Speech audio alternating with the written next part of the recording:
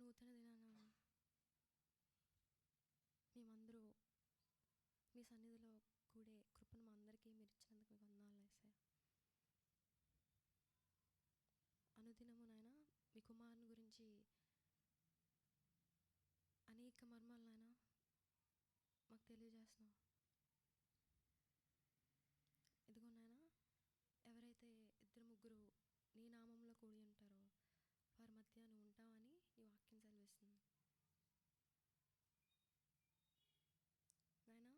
మా మధ్య మీరున్నారని మేము నమ్ముతున్నాం.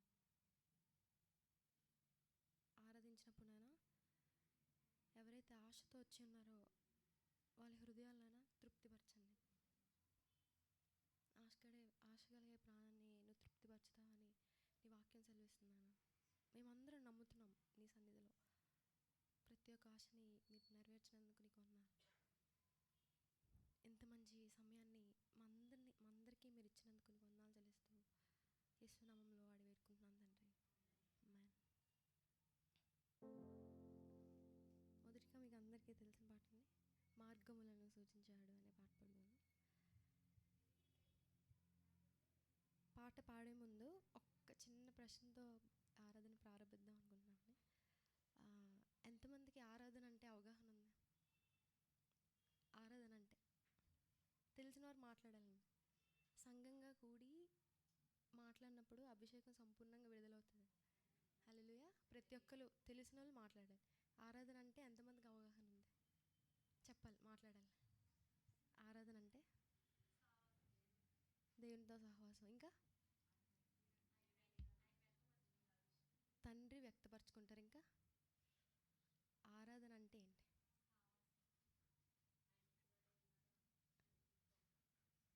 ఇంకా ఇంకా ఇంకా చెప్పాలి, మాట్లాడాలి.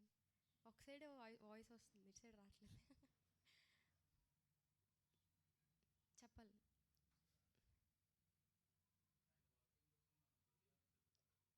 ఆరాధన అంటే ఓకే. ఇంకా కొంచెం దగ్గరికి వచ్చారు.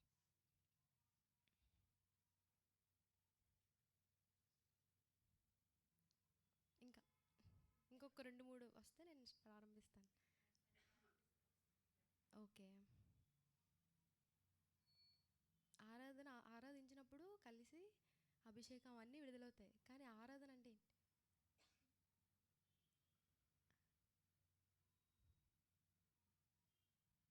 కుమారుని గురించిన మాటలు తండ్రితో చెప్పడం అండి. హల్లెలూయా. ఎంతమందికి అర్థమైంది? కుమారుని గురించి మాటలంటే ఒక్కటే ఓకే. ఇంకా శిలువ త్యాగం. తండ్రి కంట కుమారుని గురించి, దాని గురించి కంటే ఇంకేది ఇష్టం కాదంట. ఆయన శిలువలో ఎంత మరణించారో దాని గురించి పాడడం ఆరాధన అంటే. హల్లెలూయా. మనందరం కలిసి ఆనందంతో ఈ పాటను పాడదాం.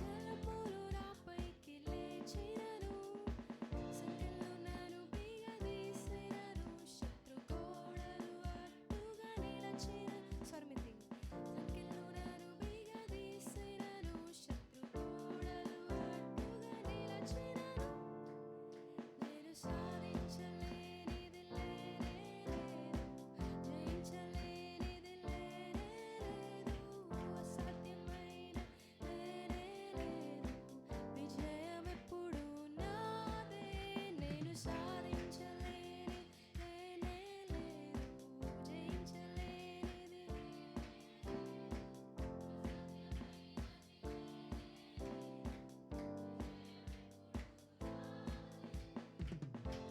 గట్టిగా చప్పలు కొడండి.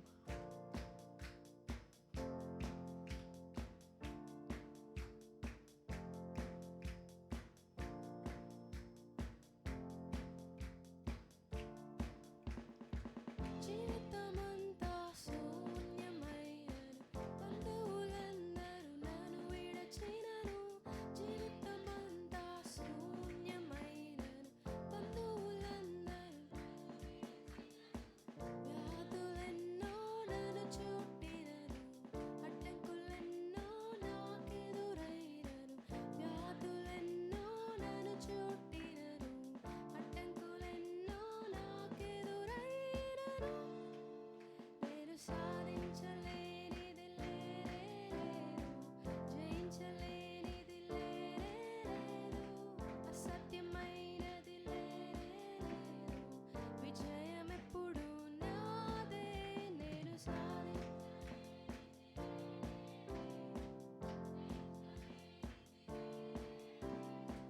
అసాధ్యమైనది లేనే లేదు, విజయమెప్పుడు. నేను సాధించలేని, నేను సాధించలేనిది లేనే లేదు, జయించలేనిది లేనే లేదు, అసాధ్యమైనది లేనే లేదు, విజయమెప్పుడు. మార్గములను సూచించువాడు, జీవితాలను వెలిగించువాడు, బ్రతుకున్నవా నడిపించువాడు, యెహోవాయే నాకుండగా మార్గములను సూచించువాడు, జీవితాలను.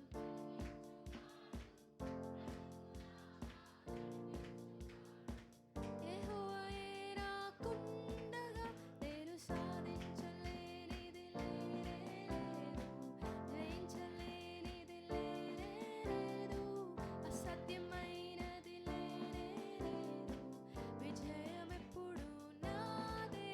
నేను సాధించలేని లేనే లేదు, జయించలేనిది లేనే లేదు, అసాధ్యమైనది లేనే లేదు, విజయమెప్పుడు.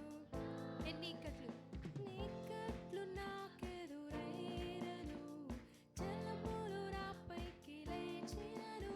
ఎన్ని ఇక్కట్లు నాకెదురైనను, జలములు నాపైకి లేచినను. సంకెళ్ళు నన్ను బిగదీసినను, శత్రుగోడలు అడ్డుగా నిలచినను. సంకెళ్ళు నన్ను బిగదీసినను, శత్రుగోడలు అడ్డుగా నిలచినను.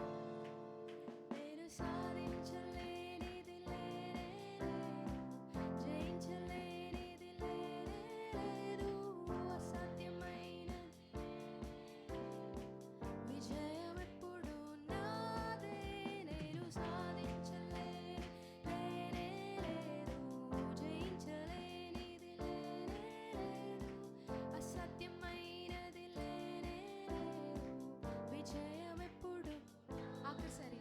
నేను సాధించలేనిది లేనే లేదు, జయించలేనిది, అసాధ్యమైనది లేనే లేదు, విజయమెప్పుడు. ఆఖరిసారి పాడదామండి. నేను సాధించలేనిది లేనే లేదు, జయించలేనిది లేనే లేదు, అసాధ్యమైనది లేనే లేదు, విజయమెప్పుడు నా. ఆఖరిసారి. నేను సాధించలేనిది లేనే లేదు, జయించలేనిది లేనే లేదు.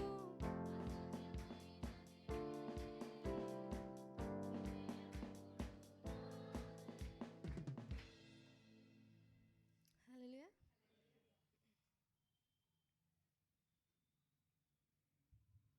ఇంకొక ప్రశ్న ఉందండి.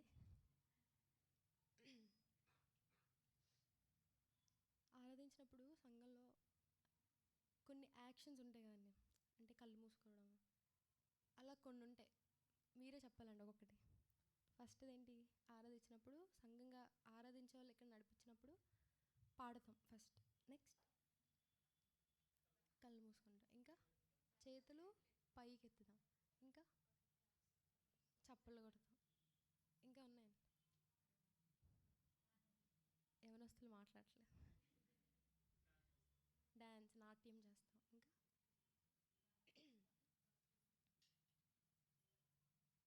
ఇంకా చెప్పాలి.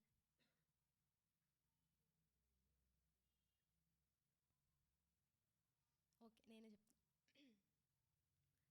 రెండిట్లకి డిఫరెన్స్ చెప్తానండి ఈరోజు. ఓకే, అవన్నీ కళ్ళు మూసుకుంటాం, చప్పట్లు కొడతాం, పాటలు పాడతాం. అది హృదయానికి సంబంధించింది. ఆరాధించినప్పుడు మీ వ్యక్తిగతంగా దేవుడితో ఏమైతే చెప్పాలనుకుంటున్నారో అది వ్యక్తిగతంగా సంఘంలో చేస్తారు.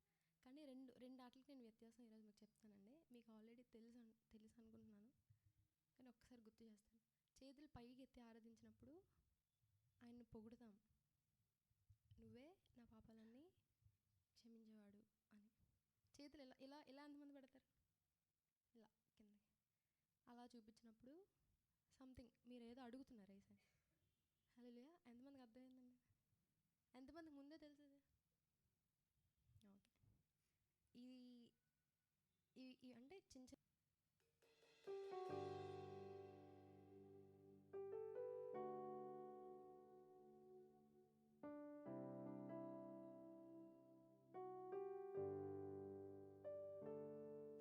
ఆశ్చర్యకరుడు, ఆలోచనకర్త, నిత్యుడగు తండ్రి, బలవంతుడు,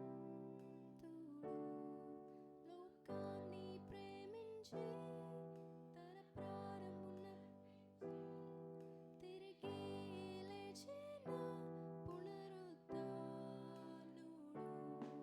రండి మన హృదయాలను ఆయనకు అర్పించి ఆత్మతో సత్యముతో ఆరాధించెదము.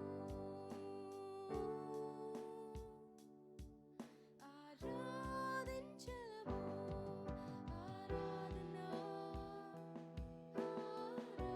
ఆరాధన యేసయ్యకే ఈ ఆరాధన. పరిశుద్ధుడు, పరిశుద్ధుడు మన దేవుడు అతి శ్రేష్ఠుడు. రాజులకే రాజులకే రారాజు, ఆ ప్రభువునే పూజించే. హల్లెలూయా, హల్లెలూయా, హల్లెలూయా, హల్లెలూయా, హల్లెలూయా.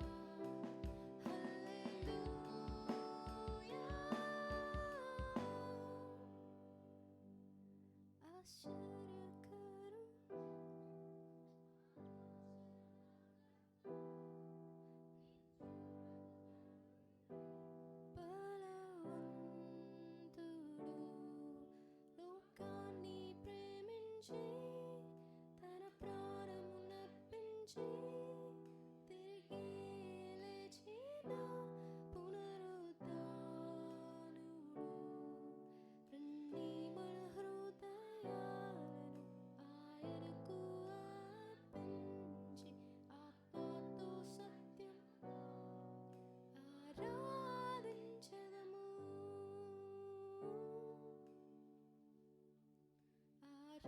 ఆరాధించెదము. ఆరాధన ఆరాధన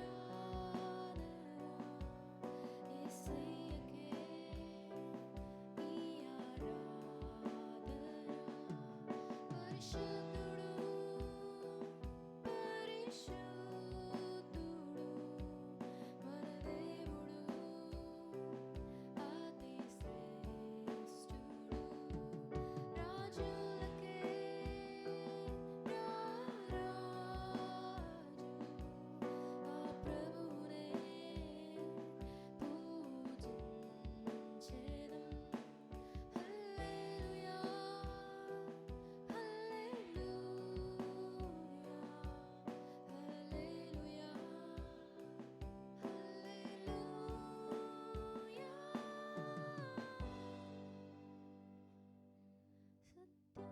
సత్యస్వరూపం సర్వాంతర్యామి సర్వాధికారి మంచి కాపరి వేలాది సూర్యుల మహిమా గలవాడు మా దేవుడు. రండి మనమందరము ఉత్సాహగానములతో ఆ దేవాదేవుని ఆరాధించెదము.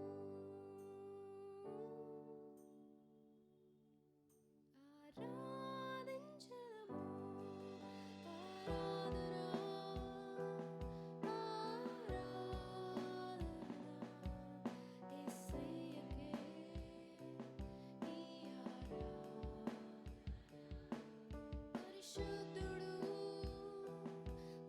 పరిశుద్ధుడు మన దేవుడు అతి శ్రేష్ఠుడు. రాజులకే రారాజు ఆ ప్రభువునే పూజించెదం. హల్లెలూయా హల్లెలూయా హల్లెలూయా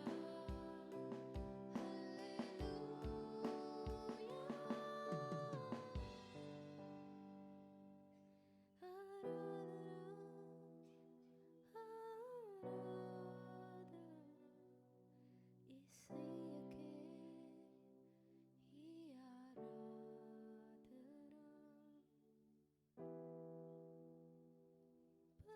పరిశుద్ధుడు మన దేవుడు అతి శ్రేష్ఠుడు. రాజులకే రారాజు. అక్కడిసారి పాడదాం. ఆ ప్రభువునే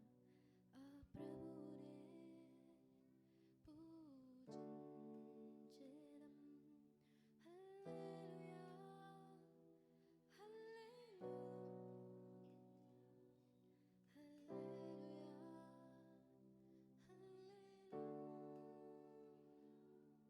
హల్లెలూయా ఆరాధన ఆరాధన యేసయ్యకే ఈ ఆరాధన.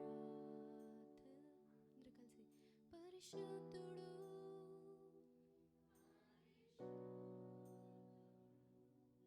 మన దేవుడు అతి శ్రేష్ఠుడు. రాజులకే రారాజు ఆ ప్రభువునే పూజించెదం. హల్లెలూయా హల్లెలూయా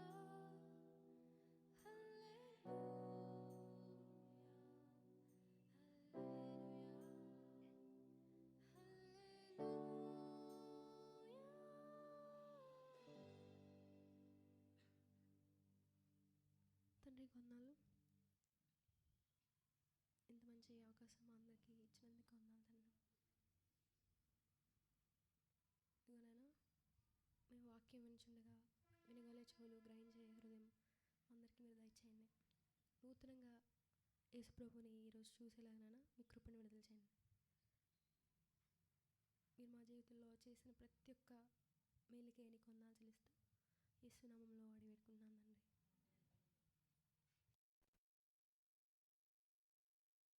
ఎంతమంది సంతోషించారండి? ఆయన సన్నిధిలో ఏముంటుంది? సంతోషం, సమాధానం ఉంటుంది.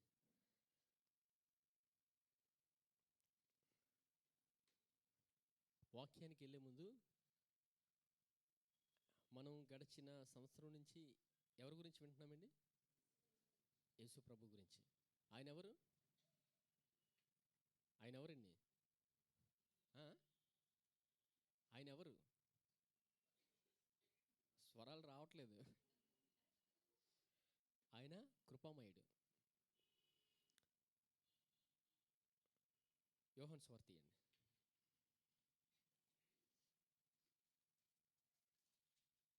యోహాను సువార్త 1వ అధ్యాయం 14వ వచనం. ఆ వాక్యము శరీరధారి అయి కృపా సత్య సంపూర్ణుడుగా మన మధ్య నివసించెను. తండ్రి వలన కలిగిన అద్వితీయ కుమారుని మహిమ వలె మనం ఆయన మహిమను కనుగొంటిమి. ఆ వాక్యము ఎలా వచ్చిందండి మన మధ్యలోకి? శరీరధారి అయి కృపా సత్య సంపూర్ణుడిగా మన మధ్య నివసించెను. ఇప్పుడు మన మధ్యలో ఎవరున్నారు? యేసుప్రభు ఉన్నారు. ఎక్కడ ఇద్దరు నా నామం ఏకీపిస్తారో వారి మధ్యలో నేనున్నానని చెప్పారు. ఆయన ఉన్నాను అని చెప్పారంటే అర్థం ఏంటి? ఆయన ఉన్నారని. ఆయన ఉన్నారంటే ఉన్నారు. ఆ మాట ఎవరైతే నమ్ముతారో జీవితంలో గొప్ప ఆశీర్వాదాన్ని అనుభవిస్తారు.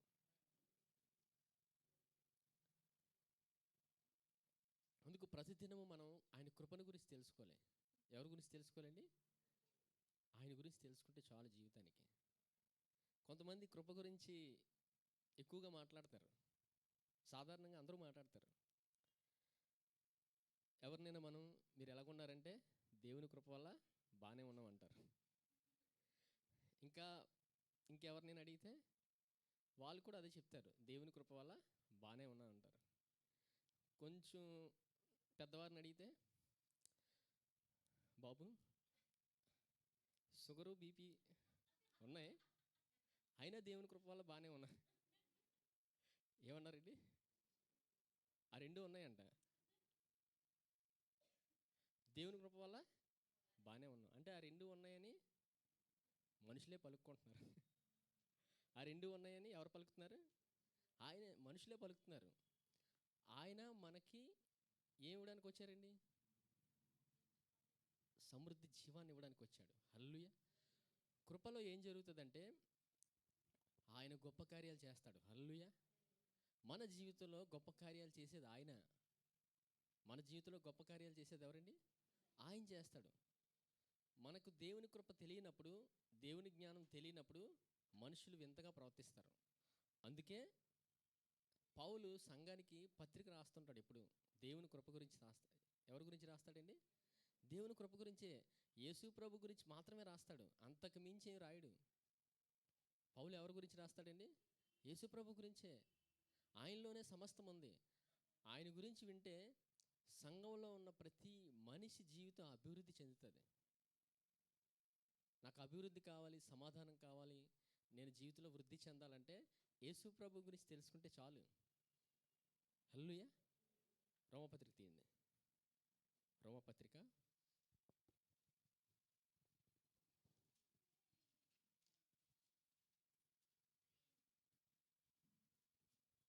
10వ అధ్యాయం తీయండి.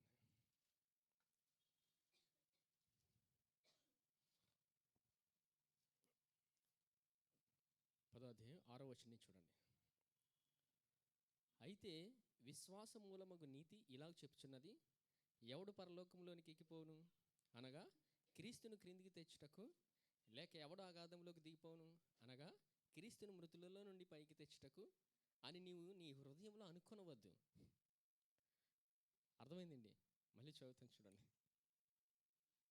అయితే విశ్వాస మూలమగు నీతి ఇలాగ చెప్పుచున్నది. విశ్వాస మూలమగు నీతి ఏం చెప్తుందండి? విశ్వాస మూలమగు నీతి అంటే ఎవరు? ఆ నీతి మనకి ఇవ్వబడింది. యేసుప్రభు శిలువ బలియాగం ద్వారా ఆయన రక్తంతో మనం కడగబడి ఈరోజు నీతిమంతులుగా తీర్చబడ్డాం మనం. హల్లెలూయా. అంత గొప్ప కృపను మనం పొందుకున్నాం. ఇప్పుడు ఆ నీతి మాట్లాడుతుంది చూడండి. దేవుడు ఎవరండి? నీతిమంతుడు. ఆయన కృపా సత్య సంపన్నుడు. చూడండి.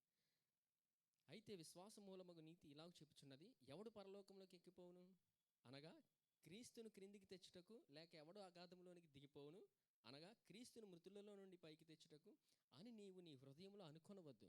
ఇక్కడ నీతి ఏం మాట్లాడుతుందంటే హృదయంలో అనుకోవద్దు అంటుంది. ఎవరి గురించి? మనిషి గురించే. మనిషి చాలా అనుకుంటాడు హృదయంలో.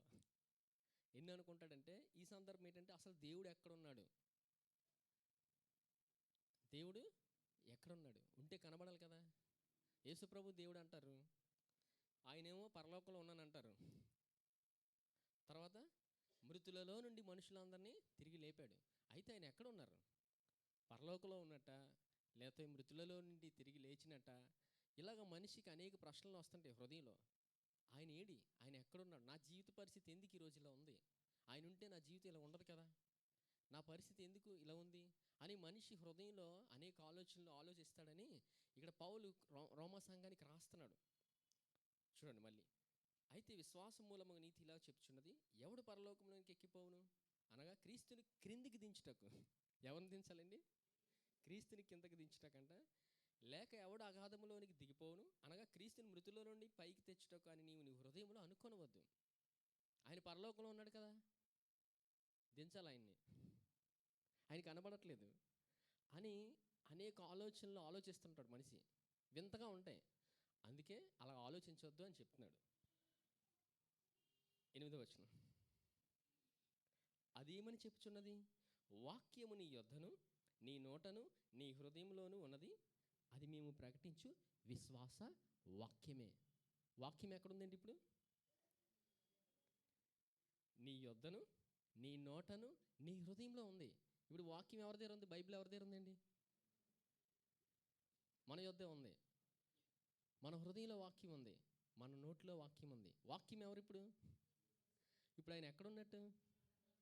మనతోనే ఉన్నాడు ఆయన, మనలోనే ఉన్నాడు ఆయన. వాక్యం తెలియనప్పుడు మనిషికి వచ్చే ఆలోచన ముందు వర్షంలో మనం చూసాం. ఆయన ఎక్కడున్నాడు అని మనిషి అనేక ఆలోచనలు ఆలోచించుకొని వింతగా మాట్లాడుతుంటాడు. అలా ఉండొద్దు. మీరు దేవుని వాక్యం వింటున్నారు కదా, ఆ వాక్య రూపంలో ఉన్న ఆయనే నీ ఎదుట ఉన్నారని చెప్తున్నాడు. ఆయన వాక్య రూపంలో నీ యొద్ద ఉన్నాడని. యోహాను సువార్త 1వ అధ్యాయం 1వ వచనం ఏంటండి? ఆది యందు వాక్యము ఉండెను, వాక్యము దేవుని యొద్ద ఉండెను, వాక్యము దేవుడై ఉండెను. వాక్యమే దేవుడు, ఆయనే వాక్యం. అక్కడ యోహాను సువార్తలో యోహాను ఏం మాట్లాడుతుంటాడంటే యేసుప్రభు దైవత్వాన్ని గురించి మాట్లాడతాడు. ఆయనే మానవుడిగా వచ్చి వాక్య రూపంలో వచ్చి మన మధ్యలో ఉన్నాడు. ఆయన గురించి మనం ప్రతిదినము తెలుసుకోవడమే. వాక్య రూపంలో ఉన్న ఆయన్ని మనం తెలుసుకుంటే మన జీవితంలో ఖచ్చితంగా అభివృద్ధి చెందుతాం. జీవితంలో ప్రతి పరిస్థితి మారుతుంది. ఆయన వాక్య రూపంలో ఉన్నాడు. ఆయన వాక్యం దగ్గరికి వెళ్తున్నప్పుడు మనం ఎవరి దగ్గరికి వెళ్తున్నాం? యేసుప్రభు దగ్గరికి వెళ్తున్నాం. మన జీవితంలోని ఎటువంటి పరిస్థితి ఉన్నా ఆయన మనల్ని ఆ పరిస్థితి నుంచి విడిపించి గొప్ప జీవితాన్ని ఇస్తాడు. హల్లెలూయా. ముందేదో అయిపోయింది, ముందేదో కోల్పోయానని ఒక నిరాశలో మనిషి ఉండిపోతాడు. వాక్యం వద్దకు వెళ్తే ఆయన మన జీవితంలో ప్రతిదీ పునరుద్ధరిస్తాడు. ఏమిస్తాడండి? కోల్పోయిన మన ఆనందాన్ని ఆయన కుదించి మనకి ఇస్తాడు. ఆయన మన జీవితంలో కోల్పోయిన ప్రతి ఆనందాన్ని. కొంతమంది తండ్రిని కోల్పోతారు, అవునా? కొంతమంది తల్లిని కోల్పోతారు, కొంతమంది జీవితంలో కావలసిన ఆనందాన్ని అంతటిని కోల్పోతాడు. కానీ గొప్ప విషయం ఏంటంటే యేసు ప్రభు యొద్దకు వస్తే అసలు ఆనందం అంటే ఏటో తెలుస్తుంది, ప్రేమ అంటే ఏటో తెలుస్తుంది. మనం ఈ భూమి మీద ఎత్తుక్కున్నవి ఈ బంధుత్వాలు, ఈ ప్రేమలు ఇక్కడే అయిపోతాం. ఇవి అసలైనవి కాదు. అసలైంది యేసుప్రభు ప్రేమ. హల్లెలూయా. అసలైంది ఎవరిదండి? ఆయన యొద్దకు వస్తే ప్రేమ అంటే ఏటో తెలుస్తుంది. ఆయన యొద్దకు వస్తే ఆనందం అంటే ఏటో తెలుస్తుంది. ఆయన జీవితంలో అన్నీ నేర్పిస్తాడు. ఏవి విడిచిపెట్టడు ఆయన, ఎవరిని విడిచిపెట్టడు. 8వ వచనం, అదేమని చెప్పుచున్నది? వాక్యము నీ యొద్దను నీ నోటని నీ హృదయంలో ఉన్నది, అది మేము ప్రకటించు విశ్వాస వాక్యమే. వాళ్ళు ప్రకటిస్తున్నారు. ఎవరి గురించి? యేసు ప్రభు గురించే ప్రకటిస్తున్నారు. మీరు వేరు వేరు ఆలోచనలో ఉండిపోకండి. మేము ఇప్పుడు ప్రకటిస్తున్న వాక్యం ఆయనే మన మధ్యలో ఉన్నాడు. ఆయన గురించి మేము ప్రకటిస్తున్నాం. పౌలు ఆయన పరిచర్యలో కృపా సువార్తను కొనసాగించడానికి అనేక ప్రయత్నాలు చేశాడు. నేను పౌలు గురించి ధ్యానిస్తున్నప్పుడు పౌలు జీవితాన్ని చూసేవాడిని. ఆయన ఎక్కడికి వెళ్ళినా యేసుప్రభు గురించే మాట్లాడతాడు. యేసుప్రభు గురించి మాత్రమే మాట్లాడుతున్నప్పుడు అనేక మంది పౌల్ని దూషించారు. ఒక సందర్భంలో పౌల్ని రాళ్లతో కొట్టారు. ఇంకో సందర్భంలో రాళ్లతో కొట్టి హింసించి ఊరి బయటికి ఈడ్చుకొని వెళ్ళి పడేశారు, చచ్చిపోయాడని. మరలా తిరిగి లేచి వెళ్ళిపోయాడు. ఎవరిదా సామర్థ్యం? యేసుప్రభు సామర్థ్యం అది. ఆయన కృపా సత్య సంపూర్ణుడిగా మన మధ్యలో ఉన్నాడు. ఆయన సామర్థ్యాన్ని మనకిచ్చి మనల్ని లేవనెత్తి నడిపిస్తాడు. ఎప్పుడు విడిచిపెట్టడు. ఇక్కడ పౌలు జీవితం ఏంటంటే కృపా సువార్తను కొనసాగించడానికి పౌలుని ఎంచుకున్నాడు. మరి పౌలుని ఎంచుకున్నప్పుడు పౌలుని నడిపించేది ఎవరు? ఆయనే చూసుకున్నాడు. పౌలుకి తెలుసు ఆ విషయం. ఎంతమందిలో ఉన్నా, ఎలాంటి మనుషులున్నా ధైర్యంగా నిలబడి మాట్లాడతాడు పౌలు. హల్లెలూయా. దేవుడు ఆ వ్యక్తిని ఎంచుకున్నాడు. ఎంచుకున్న వ్యక్తిని దేవుడు వాడుకుంటున్నప్పుడు జాగ్రత్తగా గమనించినప్పుడు దేవుడు ఎలా పనిచేస్తాడో మనకు తెలుస్తుంది. అందుకే లేఖన భాగంలో ఆ వ్యక్తిని వాడుకొని దేవుడు ఎలా రాయించాడు మాటలు అనేది మనం గమనిద్దాం.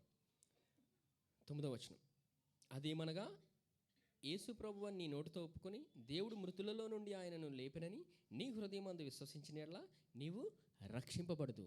ఈరోజు మనం అందరం ఎలా రక్షించబడ్డామండి? దేవుడు మృతులలో నుండి ఆయన లేపినని నీ హృదయమందు విశ్వసించిన యెడల నీవు రక్షించబడదు. యేసు ప్రభువుని ఎంతమంది నమ్ముకున్నారు? ఎంతమంది నమ్ముకున్నారండి? చేతులు ఎవరు చూపించట్లేదు. ఇక్కడ అందరూ యేసు ప్రభువుని నమ్ముకున్నాం అంటే అర్థం ఏంటి? ఆయన మనల్ని ఇక్కడ తీసుకొచ్చాడు. ఆయన ఇంత గొప్ప జీవితాన్ని ఇచ్చాడు. ఆయన ఇంత గొప్ప రక్షణ ఇచ్చాడంటే ఆ రక్షణలో ఏమున్నాయో తెలిస్తే మన ఆనందానికి అంతులు ఉండవు. అంత గొప్ప జీవితాన్ని మనకిచ్చాడు ఆయన. ఈ రక్షణలో ఏమున్నాయో చూద్దాం. చూడండి, ప్రకటన గ్రంథం తీయండి. ప్రకటన గ్రంథం 5వ అధ్యాయం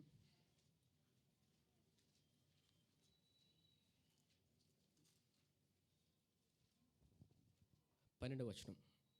ప్రకటన గ్రంథం 5వ అధ్యాయం 12వ వచనం, వారు వధింపబడిన గొర్రెపిల్ల శక్తియు ఐశ్వర్యమును జ్ఞానమును బలమును ఘనతయు మహిమయు స్తోత్రమును పొందనర్హుడని గొప్ప స్వరముతో చెప్పుచుండిరి. ఇక్కడ గొర్రెపిల్ల ఎవరండి? వధింపబడిన గొర్రెపిల్ల యేసుప్రభు. ఆయనలో ఏమున్నాయి? గొర్రెపిల్ల శక్తియు, చెప్పండి, శక్తియు ఐశ్వర్యమును జ్ఞానమును బలమును ఘనతయు మహిమయు స్తోత్రమును పొందనర్హుడని గొప్ప స్వరముతో చెప్పుచుండిరి. మొత్తం ఎన్ని ఉన్నాయండి? 7 ఉన్నాయి. 7 సూచన దేనికి? సంపూర్ణత. 7 యేసు ప్రభులో ఉన్నాయి. మరి ఆయనకి ఎందుకు ఇవన్నీ అవసరం? ఆయనకి ఎందుకండి ఇవి అవసరం? ఆయన దేవుని కుమారుడు కదా. అవసరం ఏంటి ఆయనకి? ఆయన మనిషిగా వచ్చాడు భూమి మీదకి. ఎలా వచ్చాడండి? మనిషిగా వచ్చాడు. మనిషిగా వచ్చిన ఆయనకి ఇవన్నీ ఈ భూమి మీద కావాలి. అవన్నీ దేవుడు ఇచ్చాడు. ఈ భూమి మీద కావాలండి. ఏదైనా పరలోకంలో అవసరం లేదు. పరలోకంలో అన్నీ ఉంటాయి. ఇక్కడ బంగారం కోసం స్త్రీలు పరుగులు పెడుతున్నారు. పరలోకంలో బంగారం మీద నడుస్తాం. హల్లెలూయా. బంగారు వీధులు ఉన్నాయి అక్కడ. ఆయన అంత కృపనిచ్చాడు మనకి. ఆయన కృపను గురించి మనం తెలుసుకుంటుంటే దేవుడు మనల్ని ఎంత ప్రేమించాడో మనకు అర్థమవుతుంది. ఏమున్నాయండి ఇక్కడ? శక్తియు ఐశ్వర్యమును జ్ఞానమును బలమును ఘనతయు మహిమయు స్తోత్రమును 7 ఉన్నాయి. ఇప్పుడు ఈ 7 ఉన్నప్పుడు మనుషులు ఇంకా భూమి మీద ప్రయాణిస్తున్నారు, భూమి మీద ఎక్కడో ఎతుక్కుంటున్నారు. అన్నీ ఆయనలోనే ఉన్నాయి. ఆయనలో ఉన్నాయని తెలుసుకున్నప్పుడు మనం ఎలా నడాలో తెలుస్తుంది, పిల్లల్ని ఎలా నడిపించాలో తెలుస్తుంది. తల్లిదండ్రులుగా ఉన్నప్పుడు వారికే వాక్యం తెలియనప్పుడు పిల్లలకి ఏం చెప్తారు? ఎంతమందికి అర్థమైందండి? దేవుడి వాక్యము ప్రతి ఒక్కరూ నేర్చుకోలే. హల్లెలూయా.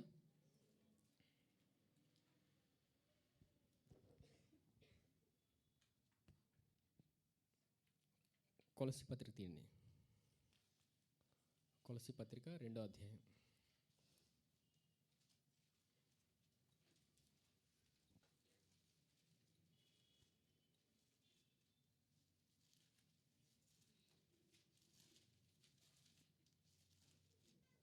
రెండో అధ్యాయం 2వ వచనం చూడండి. నేను ఎంతగా పోరాడుచున్నానో మీరు తెలుసుకొని కోరుచున్నాను. వారు ప్రేమయందు అతుకబడి సంపూర్ణ గ్రహింపు యొక్క సకలైశ్వర్యమును కలిగిన వారై దేవుని మర్మమై ఉన్న క్రీస్తును స్పష్టంగా తెలుసుకున్న వారై తమ హృదయములలో ఆదరణ పొందవాలని వారందరి కొరకు పోరాడుచున్నాను. ఎవరు రాస్తున్నారండి? మొదటే చెప్పాను, పౌలు ఎంతగా దేవుడి కృపను గురించి పరిగెట్టాడో. ఏం జరిగింది? 2వ వచనం, నేను ఎంతగా పోరాడుచున్నానో మీరు తెలుసుకొని కోరుచున్నాను. వారు ప్రేమయందు అతుకబడి సంపూర్ణ గ్రహింపు యొక్క సకలైశ్వర్యం కలిగిన వారై దేవుని మర్మమై ఉన్న క్రీస్తును స్పష్టముగా తెలుసుకున్న వారై తమ హృదయములలో ఆదరణ పొందవాలని వారందరి కొరకు పోరాడుచున్నాను. 3వ వచనం, బుద్ధి జ్ఞానముల సర్వసంపదలు ఆయన యందే గుప్తములై ఉన్నాయి. ఎవరి యందు ఉన్నాయండి? యేసు ప్రభులో ఉన్నాయి. ఆయనలో అన్నీ ఉన్నాయని పౌలు ఈ సంఘానికి రాస్తున్నాడు. ఆయనలోనే ఉన్నాయని, మీరు ఎక్కడ ఎత్తుక్కోకండి అని. మరి ఇప్పుడు చెప్పండి, స్కూల్ చదువుతారు కదండి పిల్లలు. ఎంతమందికి తెలుసు స్కూల్కి ఎంతమంది వెళ్తారండి? స్కూల్ తెలుసండి, అందరికీ తెలుసు. స్కూల్లో ఏం చెప్తారు? పాఠాలు చెప్తారు. చూడండి, ఏ పాఠంలో కూడా యేసుప్రభు కోసం ఉండదు. ఇప్పుడు సమస్త జ్ఞానం ఎవరిలో ఉంది? యేసుప్రభులో ఉంది. మరి ఆయన కోసమే లేదు. స్కూల్కి ఎలా పంపిస్తారు పిల్లల్ని? బాగా తయారు చేసి పంపిస్తారు, అవునా? ఇంకా డబ్బులు ఇచ్చి మరీ జాయిన్ చేస్తారు, అవునా? డబ్బులు ఇవ్వాలి, మరి డబ్బులు ఇచ్చి మరి రోజంతా ఉదయం వెళ్తాడు క్యారీస్ పట్టుకొని, సాయంత్రం వరకు చదువుతూనే ఉంటాడు. ఏం చదువుతాడో తెలీదు, ఫీజులు మాత్రం కడుతూనే ఉంటారు.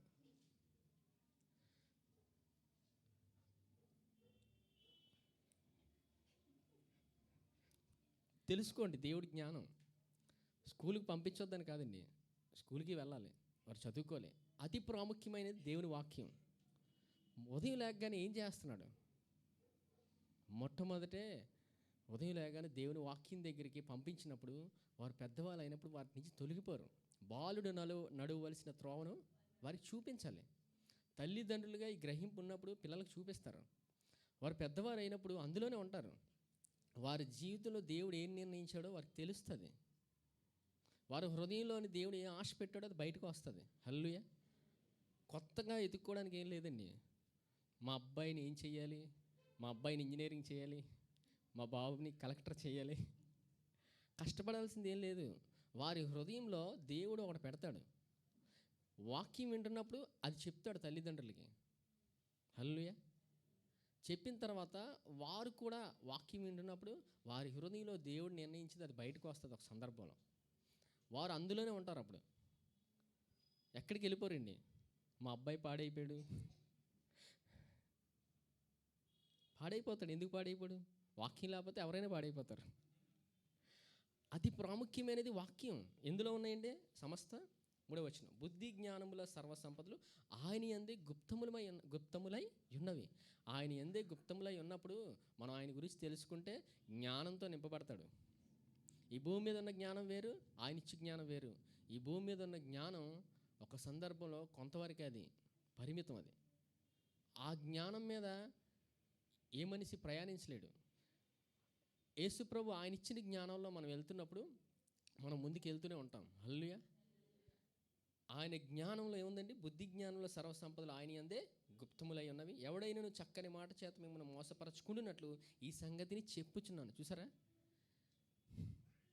మనుషులు సులువుగా మోసపోతారండి. వాక్యం తెలియకపోతే సులువుగా మోసం చేయొచ్చు. బయట మాట్లాడిన వాళ్ళు బోలు మంది ఉన్నారులేండి. వాక్యం తెలియనప్పుడు ఎవరి దగ్గరైనా మోసపోతాం. ఎంతమంది మోసపోయారు? చెయ్యిలు ఎవరు ఎత్తట్లేదు. అందరూ మోసపోయిన వారేనే, అందరూ మోసపోయారు. వాక్యం తెలియకపోతే ఎవరి దగ్గరైనా మోసపోతాం. వాక్యం వింటున్నప్పుడు దేవుడి జ్ఞానంతో నింపబడిన మనం ఎదుటి వ్యక్తి దేవుడు పరిశుద్ధాత్మ దేవుడు చూపిస్తాడు ఏం మాట్లాడుతున్నాడో. పరిశుద్ధాత్మ దేవుడు మనల్ని నడిపిస్తాడు. ఆయన హల్లెలూయా. ఆయన పనిచేసే విధానం అండి.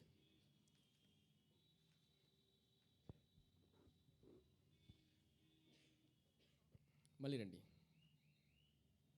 రోమపత్రిక 10వ అధ్యాయంకి రండి.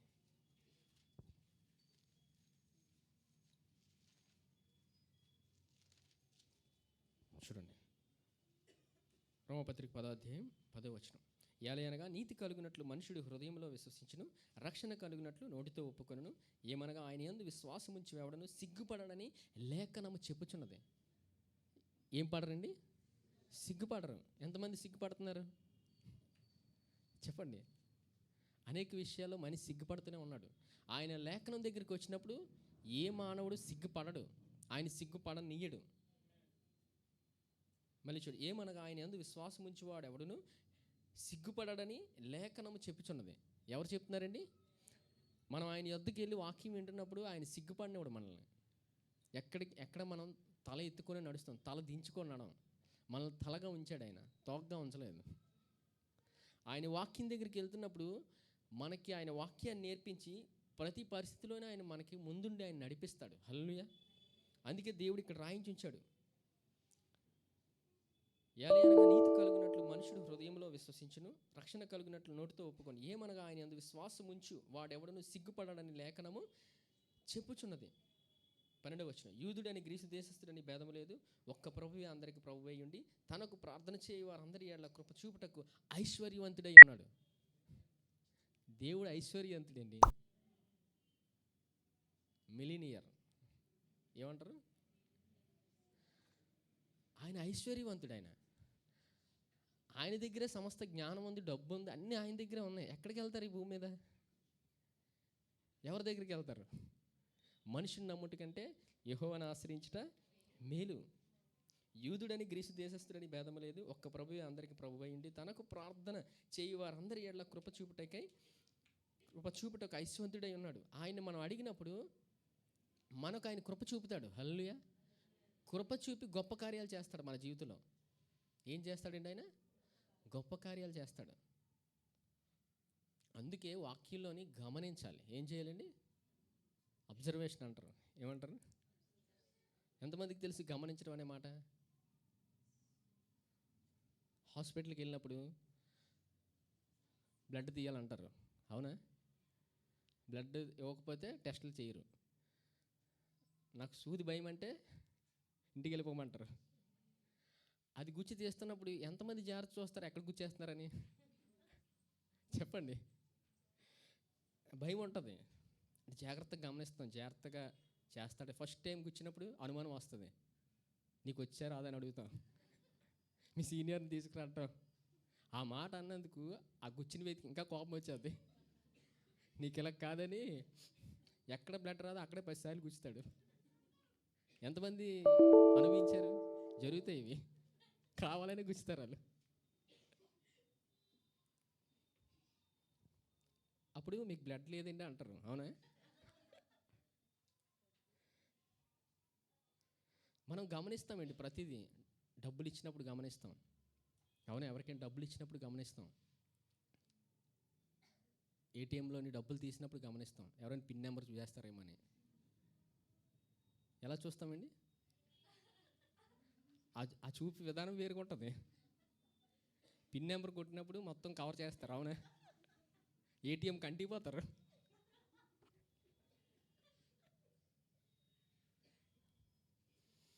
గమనిస్తుంటాం మనం, ఎవరు మనల్ని చూస్తున్నారా, మనల్ని గమనిస్తామయ్యి. తెలుసు మనకి, మనుషులుగా ఇవన్నీ తెలుసు.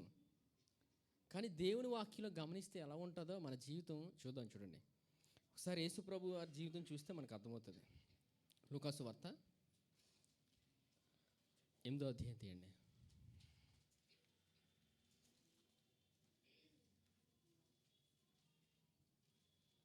8వ అధ్యాయం 49వ వచనం.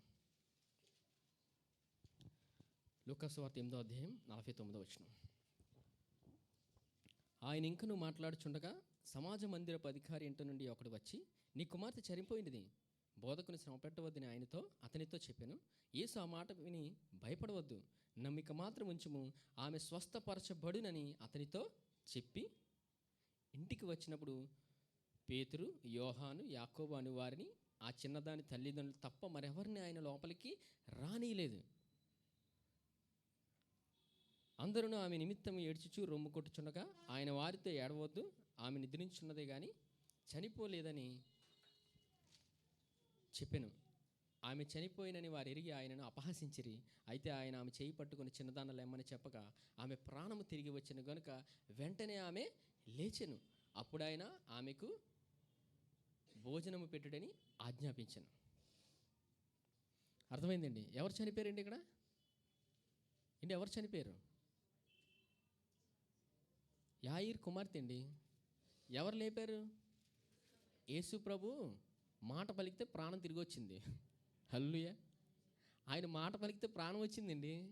ఎవరికి ఆనందం లేదు. లైవ్లో చూస్తే తెలుస్తుంది. మాటలు కదా కొంచెం వింతగా అనిపిస్తుంది. లైవ్లో కళ్ళెదురుగా ఒక మనిషి చనిపోయిన తర్వాత యేసునామములో లెగు అన్నప్పుడు లెగిస్తాడు ఆ వ్యక్తి. అప్పుడు గెంతులేస్తాడు లేచిపోయాడని. వాక్యంలో దేవుడు స్పష్టంగా చేసి చూపించాడు ఆయన. మరి ఇప్పుడు మీరు అడిగితే ఎందుకు చెప్పట్లేదు ఎవరు లేచారంటే? యాయిర్ కుమార్తె లేచింది. అవునా? ఈ సందర్భం ఇంటికి వెళ్ళి చక్కగా చదవండి. ఇక్కడ ఏం జరిగింది? ఆమెకి ప్రాణం తిరిగి వచ్చింది. ఏమొచ్చిందండి? ప్రాణం. ఆయన మాట్లాడితే జీవం వస్తుంది. ఆయన మాట్లాడితే ఏమొస్తుందండి? జీవం వస్తుంది. మరి మనం ఆయన మాట వింటే మనలో ఏం ప్రవహిస్తుంది? జీవమే ప్రవహిస్తుంది. ఆయన మాట వింటే మన జీవితంలోనే జరగదు అనే పరిస్థితి జరిగి తీరుతుంది. హల్లెలూయా. ఆయన జీవం ప్రవహిస్తున్నప్పుడు ఏ వ్యతిరేకత ఉండదు అక్కడ. అందుకే ఆయన మాటలు వింటే జీవం మనలో ప్రవహిస్తూనే ఉంటుంది. ఎవరి జీవం ఏంటది? ఆయన జీవం. ఆయన సమృద్ధి జీవాన్ని ఇవ్వడానికి వచ్చాడు. సరే, సందర్భం చెప్తాను చూడండి. ఇక్కడ యేసుప్రభు ఆ ఇంటికి వచ్చినప్పుడు ఏం చేశారో జాగ్రత్త చూడండి. వాక్యంలో 51వ వచనం. ఇంటికి వచ్చినప్పుడు పేతురు, యోహాను, యాకోబు అను వారిని, ఆ చిన్నదాని తల్లిదండ్రులు తప్ప మరెవరిని ఆయన లోపలికి రానీయలేదు. క్రమం చూసారా? యేసుప్రభు వెళ్ళే క్రమం గమనిస్తున్నారా? పేతురు, యోహాను, యాకోబు. యేసుప్రభు ఎక్కడికి వెళ్ళినా ముగ్గురు ఉంటారు. యేసుప్రభు ప్రత్యేకపరిచిన వారు. ఇంకెవరు నుంచారు వారితో పాటు? తల్లిదండ్రులు. మిగతా చుట్టాలందరికీ ఒకటే మాట, సైలెంట్కి వెళ్ళిపోవాలి అంతే. ఆయన వచ్చారంటే సరి తీసుకోవడమే. ఎందుకు? ఆయన వచ్చారంటే ఏం చేస్తున్నారు వాళ్ళు? ఆయన ఏం చేస్తున్నారండి? అందరూ ఆమె నిమిత్తమే ఏడ్చుచు రొమ్ము కొట్టుకుంటారంట. గోల చేస్తున్నారు అక్కడ. కొంతమందికి ఏడుపు రాపని ఏడ్చేస్తుంటారు. వాటర్ జల్లుకొని వస్తారు, గుండ్లు బాధీసుకుంటున్నారంట, గోల చేసేస్తున్నారు. మరి ఆయన వచ్చినప్పుడు ఏముంటుంది అక్కడ? సమాధానం ఉంటుంది. గోల చేసిన వాళ్ళందరూ బయటికి వెళ్ళిపోవడమే. హడావిడి చేసిన వాళ్ళు ఎవరు ఉండరు. ఆయన వచ్చినప్పుడు అక్కడ సమాధానం ఉంటుంది. హల్లెలూయా. అందుకే ఆయన తల్లిదండ్రుల్ని, పేతురు, యోహాను, యాకోబుని వెంట పెట్టుకొని ఇంట్లోకి వెళ్ళి తలుపేసి మిగతా వాళ్ళందరినీ బయట పెట్టారు. ఆయన బయట పెట్టిన తర్వాత ఏం జరిగింది అక్కడ? అద్భుతం. చిన్నదానా లెగు అనగానే ఆమె లేచిందా లేదండి? ప్రాణం తిరిగి వచ్చింది. ఆయన మాట పలికాడంటే జీవం వస్తుంది. హల్లెలూయా. ఆయన మాట వింటే చాలండి, జీవితాలు మారిపోతాయి. ఇక్కడ ప్రాణం తిరిగి వచ్చింది. ఆయన మాట వింటే జీవితాలు మారిపోతాయి. హల్లెలూయా. ఆయన అంత కృపగలవాడు. ఇక్కడ చూడండి. అందరూ ఆమె నిమిత్తమే ఏడ్చుచు రొమ్ము కొట్టుచుండగా ఆయన వారితో, ఏడవద్దు, ఆమె నిద్రించున్నదే కానీ చనిపోలేదని చెప్పాను. ఆయన ముందే చెప్పారండి ఆమె చనిపోలేదని. ఏడుస్తున్న వాళ్ళందరూ గుండెలు బాదుకొని ఏడుస్తున్నారు కదా, రొమ్ము కొట్టుకొని. ఆమె చనిపోలేదనగానే ఆయన్ని అపహసించారు. ఆమె చనిపోయినని వారు ఎరిగి ఆయనను అపహసించారు. చూసారా? ఆయన్ని దూషించారు. ఆయన అద్భుతం చేయడానికి వచ్చాడు. ఆ కృపామయుడు మన మధ్యలోకి వచ్చి జీవితంలో అద్భుతాలు చేస్తుంటే వాక్యం వింటే అయిపోతుందా, ఆయన మాట వింటే అయిపోతుందా అంటే అర్థం ఏంటి? ఎవరిని అపహసిస్తున్నారు? ఎవరిని అపహసిస్తున్నారండి? దేవుడు మనల్ని అయినా ప్రేమిస్తాడు. అయినా మనల్ని ఎడల ఆయన కృప చూపుతూనే ఉన్నాడు. ఆయన మాట వింటే జరిగిపోతుందా అనే ప్రశ్న వచ్చినప్పుడు, దేవునికి వ్యతిరేకంగా వెళ్తున్నప్పుడు కూడా ఆయన మనల్ని ప్రేమిస్తున్నాడు. ఆయన కృప చూపుతూనే ఉంటాడు మన ఎడల. మనం ఎంత వ్యతిరేకంగా వెళ్ళినా దేవుడు ప్రేమిస్తాడండి. అదే కృప. ఈ కృప మనిషికి అర్థమవదు. ఇక్కడ ఈ సందర్భంలో చూస్తే యేసుప్రభుతో శిష్యులు ఎవరున్నారండి? ముగ్గురు ఉన్నారు. ఎవరున్నారు? పేతురు, యోహాను, యాకోబు. ఈ ముగ్గురులో ఎవరు లేపారు తర్వాత పరిచర్యలో? చనిపోయిన మనిషిని ఎవరు లేపారు? పేతురు లేపాడు. హల్లెలూయా. ఎవరిని చూశాడు? ఎవరిని గమనించాడు? ఈరోజు సంఘానికి వచ్చి ఎవరిని చూస్తున్నారు? ఎవరిని గమనిస్తున్నారు?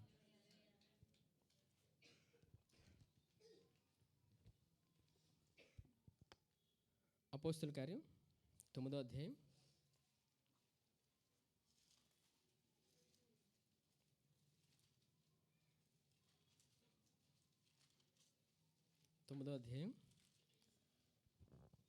39వ వచనం.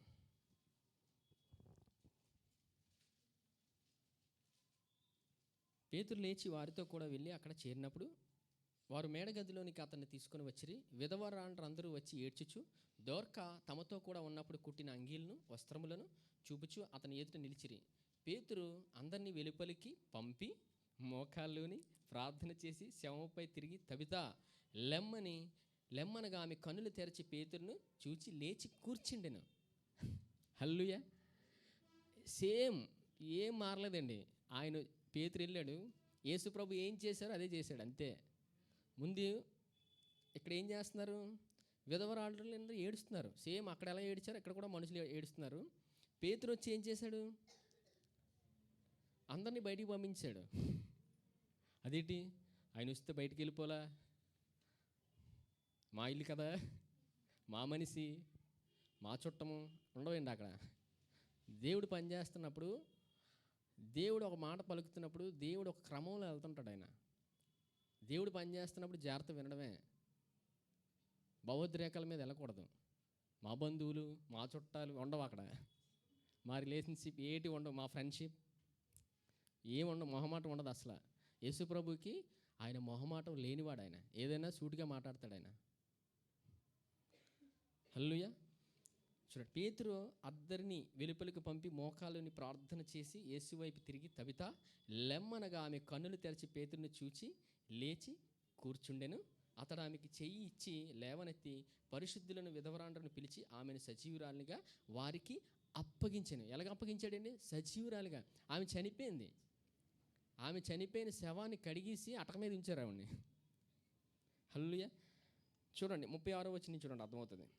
మరియు యొప్పేలో తబితా అని ఒక శిష్యురాలు ఉండెను. ఆమెకు భాషాంతరము దోర్క అని పేరు. ఆమె సత్క్రియలు ధర్మకార్యములు బహుగా చేసి ఉండెను. ఆ దినముల యందు ఆమె కాయిలా పడి చనిపోగా వారు శవముని కడిగి మేడగదిలో పరుండబెట్టారు. కడిగేశారు శవాన్ని, కడిగేసి మేడగదిలో ఉంచారు తీసుకెళ్ళిపోదామని. సరే, దేవుడు పనిచేసే విధానం మనకు పరిస్థితి అర్థమవుదు. మనమేమో పరిస్థితిని చూస్తాం, ఇంక అయిపోయింది జీవితం, మూట కట్టి పక్కన పెడేయాలని. చనిపోయిన శవం లెగిస్తుందండి. ఆయన మాట వింటే జీవంతో బయటికి లెగిస్తుంది. హల్లెలూయా. 4 దినాలు సమాధిలో ఉన్న పేతురే బయటకు వచ్చాడు. హల్లెలూయా. మరి ఇన్ని అద్భుతాలు చేసి ఇన్ని వాక్యాలు వింటున్నాం, దేవుడు ఎంత వినిపిస్తున్నాడు. ఆయన మాట వింటే జీవితాలు మారతాయి.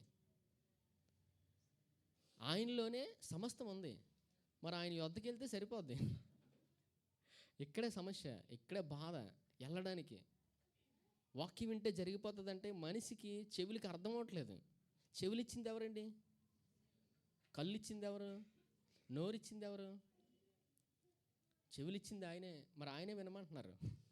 వింటే నేను పని చేస్తానని. వింటే ఆయన పని చేస్తారు. అందుకే ఇక్కడ పేతురు యేసుప్రభుని గమనించాడు. ఎవరు గమనించాడండి? యేసుప్రభుని గమనించాడు. యేసుప్రభు ఎలా చేశారో. ముగ్గురులో ఎవరు గమనించారు? పేతురే. మరి మేమైతే ఇద్దరు ఉన్నారంతే. ఆ అద్భుతం జరిగిపోయింది, ఆ సూపర్ అనుకున్నారు. కానీ అది హృదయంలో ఉంచుకున్నారు. ప్రాక్టికల్గా ఎవరు చేశారు? పేతురు చేశాడు. హల్లెలూయా. మన భారతదేశంలో ఉన్న బాధ ఏంటంటే బుక్కులు ఇస్తారు చదువుకోవడానికి. ప్రాక్టికల్ ఉండవు. ఇతర దేశాల్లో అయితే ప్రాక్టికల్స్ ఉంటాయి, ఎక్కువ అయ్యే చేయిస్తారు. అంటే ఎదురుగా చదివిన పుస్తకంలో ఉన్నది వారికి ఎదురుగా చేసి చూపిస్తారు. అది ల్యాబ్లో తెలుసా, చదువుకున్న వాళ్ళకి తెలుస్తుందిలేండి. భారతదేశంలో అంటే పుస్తకాలు ఇస్తారు చదువు, కానీ ఎంత చదువుతాడు? రాత్రులు చదువుతానంటాడు. ఇప్పుడేమో మంచి ఫోన్లు వచ్చాయి, బుక్లో ఫోను, ఇంకేం చదువుతాడు? ఫోన్స్ వచ్చాయి కదండి, ఇంకేం చదువుతాడు? పైకి వెళ్తాడు చెయ్యి. తెలియని వాళ్ళేమో పేపర్లు తిరగేస్తాడు అనుకుంటారు. దేవుడు పనిచేసే విధానం చూడండి. ఎందుకంటే వాళ్ళు అలాగ అయిపోవడానికి కారణం వారు వాక్యం తెలియకే. వారిని మనం ఏం అనడానికి లేదు, వారు వాక్యం తెలియకే. తల్లిదండ్రులకు వాక్యం తెలిసినప్పుడు పిల్లలకి నేర్పిస్తారు. హల్లెలూయా. అప్పుడు వారు బయటికి వెళ్ళిపోరు, వారు ఎక్కడికి వెళ్ళిపోరండి. ఎంతమందికి అర్థమవుతుంది? దేవుని వాక్యం ఏముంది? సమస్త జ్ఞానం ఉంది, ఆయనలోనే సమస్తం ఉంది. ఆయన మాట పలికితే మనిషి తిరిగి లేచాడు, ఆయన మాట పలికితే ఏమైనా జరుగుతుంది. యేసుప్రభుని ఇప్పుడు ఎవరు గమనించారు? పేతురు గమనించాడు. మిగతా వాళ్ళు హృదయంలో ఉంచుకున్నారు అద్భుత కార్యం, దేవుడు చేశాడని లోపల మహింపరిచారు. పేతురు అయితే లైవ్లో చూపించాడు. హల్లెలూయా. ఆయన్ని గమనించడమేనండి. సంఘానికి వచ్చి వాక్యంలో యేసుప్రభుని చూస్తే ఈ భూమి మీద ఎలా ప్రయాణించాలో తెలిసిపోద్ది. నాకు అది లేదు, నాకు డబ్బులు లేవు, నాకు బట్టలు లేవు, ఏం లేవు. మొదట నా నీతిని రాజ్యాన్ని వెదకుడి. మొదట ఎవరిని ఎతకాలండి? మొదట అని దేవుడు ఎందుకు చెప్తున్నాడు? రెండు అని చెప్పాలి కండి. రెండు నన్ను ఎతకండి అనాలి కదా. మొదట అని అర్థం ఏంటి? మొట్టమొదటే ఆయనకి స్థానం ఇస్తే మన జీవితంలో ఆయన పనిచేస్తాడు. సంఘంలోని మొట్టమొదటిగా వస్తున్నామంటే అర్థం ఏంటి? ఎవరికి స్థానాన్ని ఇస్తున్నారు మీరు? మనుషులకా? ఆయనకి ఇస్తున్నామండి. మొట్టమొదటి స్థానం ఆయనకి ఇస్తున్నామంటే సంఘంలోని మొట్టమొదటి మనమే ఉంటాం. యేసుప్రభు కోసం వస్తున్నాం, ఇక్కడ మనుషుల కోసం ఎవరు రావట్లేదు. సంఘానికి శిరస్సు ఎవరు? యేసుప్రభు, ఆయన శిరస్సు, మనుషులు కాదు. ఇక్కడ మొట్టమొదటి స్థానం ఆయనకి ఇచ్చినప్పుడు మన జీవితంలోని ఆయన పనిచేస్తాడు. హల్లెలూయా.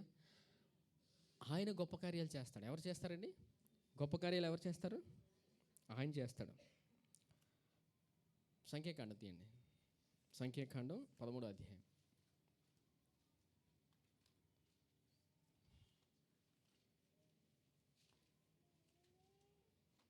సంఖ్యాకాండం 13వ అధ్యాయం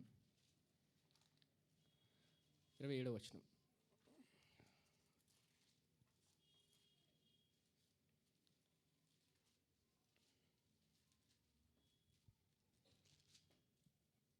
పదమూడవ అధ్యాయం 27వ వచనం.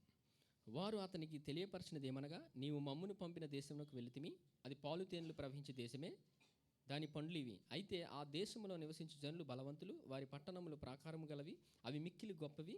మరియు అక్కడ అనాకీయులు చూసితిమి, అమాలేకీయులు దక్షిణ దేశంలో నివసించున్నారు, హిత్తీలు, యోబీసీలు, అమోరీయులు కొండ దేశంలో నివసించున్నారు, కనానీయులు సముద్రం నొద్దను యోర్దాను నది ప్రాంతములలోనూ నివసించున్నారని చెప్పిరి.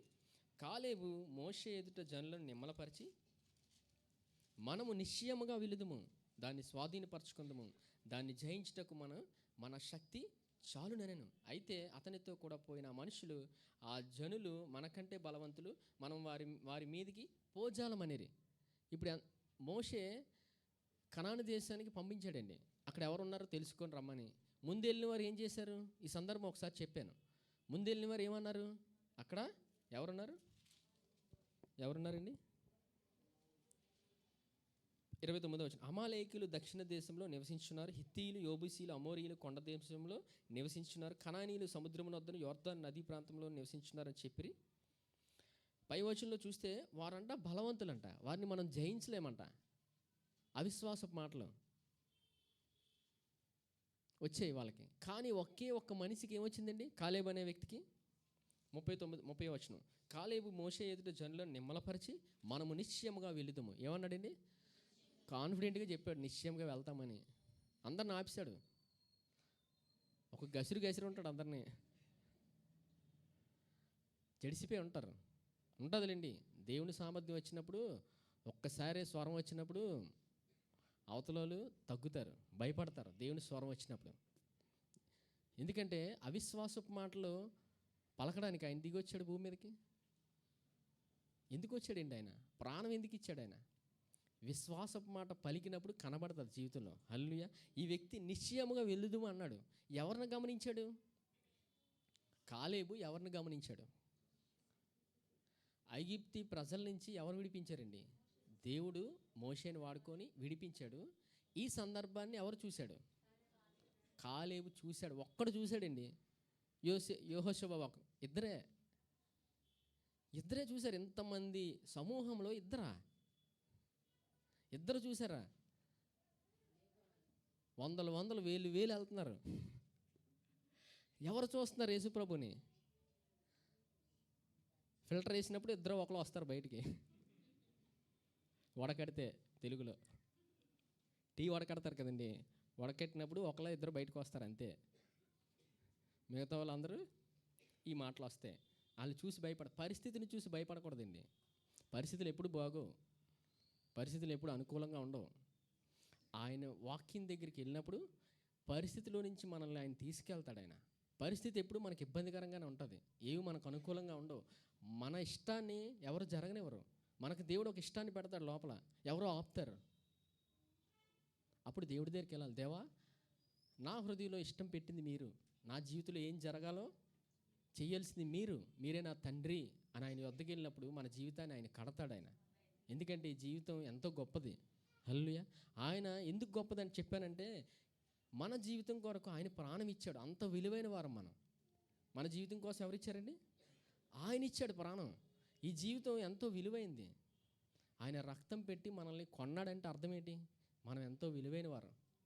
మన జీవితంలో ఏం కావాలో ఆయన అడిగినప్పుడు ఇస్తాడు. ఆయన ఎందుకు ఇస్తాడని ఎలా తెలుస్తుందంటే, మన జీవితంలో మన ఇష్టాన్ని దేవుడు మనకి ఇష్టాన్ని పెట్టినప్పుడు, దేవుడు మన జీవితంలో వస్తున్నప్పుడు మనకు కావాల్సింది మనలో ఆనందం కలుగుతుంది. హృదయంలో ఆశ పడుతుంది, ఆనందం వేస్తుంటుంది. ఆనందానికి అంతులు ఉండవు, సమాధానం ఉంటుంది. ఇదే సూచన. దేవుడి మీద ఆధారపడినప్పుడు ఆయన నడిపిస్తాడు. హల్లెలూయా. రోమపత్రిక 10వ అధ్యాయానికి రండి.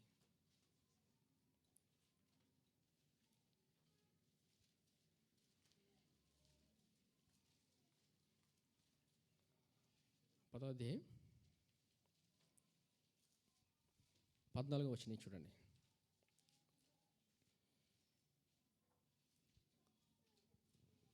వారు విశ్వసింపని వానికి కాదండి, నమ్మిక.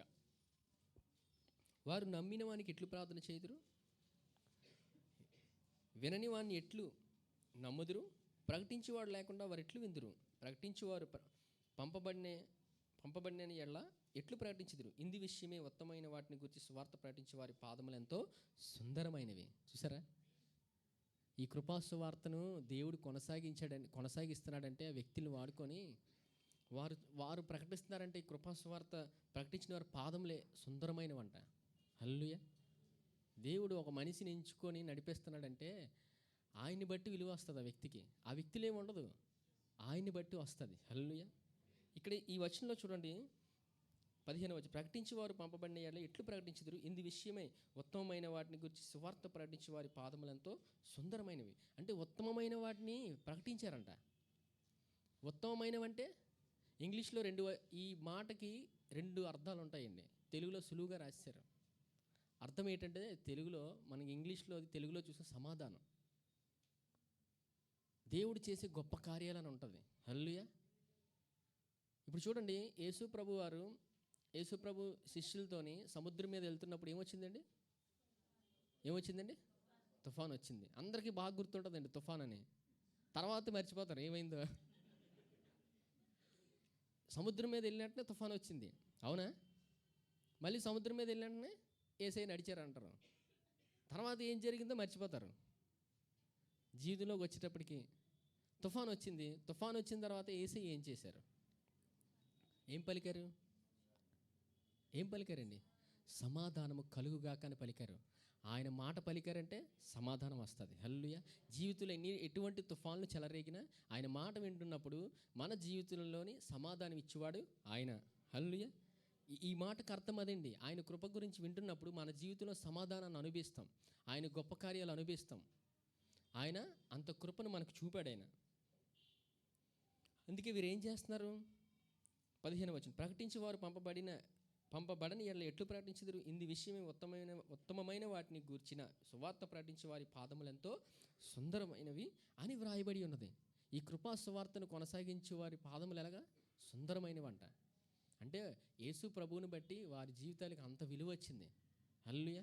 కృపా సువార్తను కొనసాగించడానికి దేవుడు ఒక మనిషిని ఎంచుకున్నాడంటే అర్థం ఏంటి? ఎవరు పని చేస్తున్నారండి? ఆయన పని చేస్తున్నాడు ఒక మనిషిని ఎంచుకొని.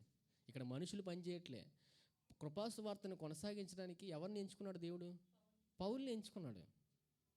దేవుడు పనిచేసే విధానం గమనిస్తే మనకు అర్థమవుతుంది ఎలా పనిచేస్తాడో. యాయీర్ కుమార్తెని ఆయన బ్రతికించినప్పుడు ఎవరు గమనించారు? పేతురు గమనించాడు.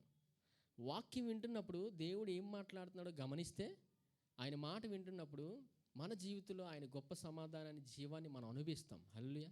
ఆయన మాటని గమనించడమేనండి. ఆయన మాటను గమనించడమే, ఆయన మాట వినడమే. వింటున్నప్పుడు విశ్వాసం వస్తుంది. ఆయన ఇచ్చిన సమాధానం జీవంతో నింపబడతాం. అంతేగాని దేవుని వాక్యం వింటే ఏం జరుగుతుంది? ఆయన ఎక్కడున్నాడు అసలు? పై వచనంలో అదే, ఆయన ఎక్కడున్నాడు? పరలోకమా? మృతులలో నుండి అనేక ఆలోచనలు వస్తుంటాయి. ఆయన నిన్న నేడు నిరంతరం ఏకరీతిగా ఉన్నాడు. ఆయన మన మధ్యలో ఉన్నాడు. ఆయన వాక్య రూపంలో ఉన్నాడు. వాక్యం నీ యొద్దను నీ హృదయంలో మాటలో ఉంది. హల్లెలూయా. మరి ఏం పలకాలి మాట? యేసు నామంలో ప్రతి పరిస్థితి మారును గాక అంటే మారుతుందా లేదండి? ఎవరు పని చేస్తారు అక్కడ? యేసు ప్రభు పని చేస్తారు. ఇంత స్పష్టంగా ఉంది వాక్యంలో. మరి ఎందుకు వాక్యం దగ్గరికి వెళ్ళట్లేదు? ఎందుకు వినలేకపోతున్నారు? ఇంకా ఎందుకు ఆగుతున్నారు? ప్రతిదినము సంఘంలో ఉన్న ప్రతి ఒక్కరూ 1 గంట వాక్యం వింటున్నప్పుడు పరిస్థితులు మారతాయండి. అభివృద్ధి చెందుతారు. ఎలాగ అభివృద్ధి చెందుతారంటే చాలా అద్భుతంగా ఉంటుంది. ఆ వ్యక్తిని వాడుకొని దేవుడు అనేక అద్భుతాలు చేస్తాడు. ఇరుగు పొరుగు వారందరూ ఇంటికి పరిగెట్టుకొని వస్తారు. దావీదు జీవితంలో దావీదుని ఎవరు ఎంచుకున్నారండి? ఎవరు చెప్పండి? నేనా? దేవుడు ఎంచుకున్నాడండి దావీదుని. అవునా? హృదయానుసారుడు. ఆయన ఎంచుకున్నాడు. ఎంచుకొని ఒక గొప్ప స్థానాన్ని ఇచ్చాడు. తన జీవితంలో ఎటువంటి పరిస్థితి వచ్చినా దేవుడు లేవనెత్తి, చాలామంది దావీదు జీవితంలో తప్పునే చూస్తారు. దేవుడు పాత, ప్రస్తుత, భవిష్యత్తు ప్రతి పాపాన్ని ఆయన క్షమించి వేశాడు. హల్లెలూయా. దేవుడు కృప అంతా అధికంగా ఉంది మన ఎడల. నేను తప్పు చేశాను, నేను పడిపోయాను, నేను లేవలేకపోతున్నాను, నన్ను ఎవరైనా లేపండి లేదండి. నేను క్రీస్తు చేసినందు దేవుని నీతిని అనే మాట పలకడమే. పాత, ప్రస్తుత, భవిష్యత్తు ప్రతి పాపాన్ని ఆయన క్షమించి వేశాడు. హల్లెలూయా. అక్కడ దావీదు జీవితంలో దేవుడు గొప్ప స్థానాన్ని ఇచ్చిన తర్వాత దావీదు దగ్గరికి కొంత జాగ్రత్త వినండి, అయిపోయింది. మొదటి సమూయేలు 22వ అధ్యాయం.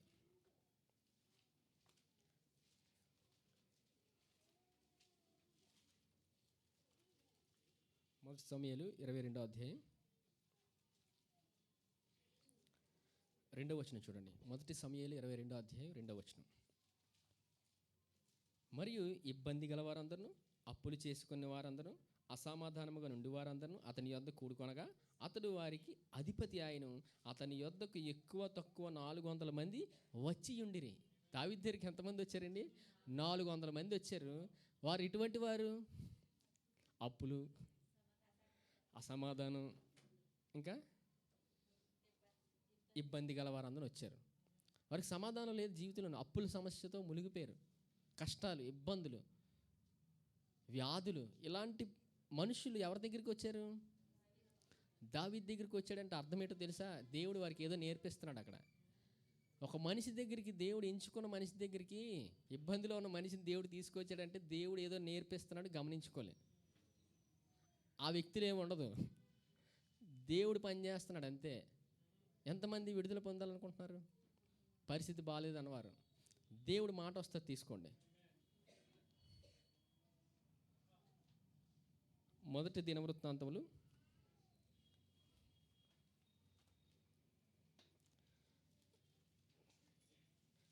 11వ అధ్యాయం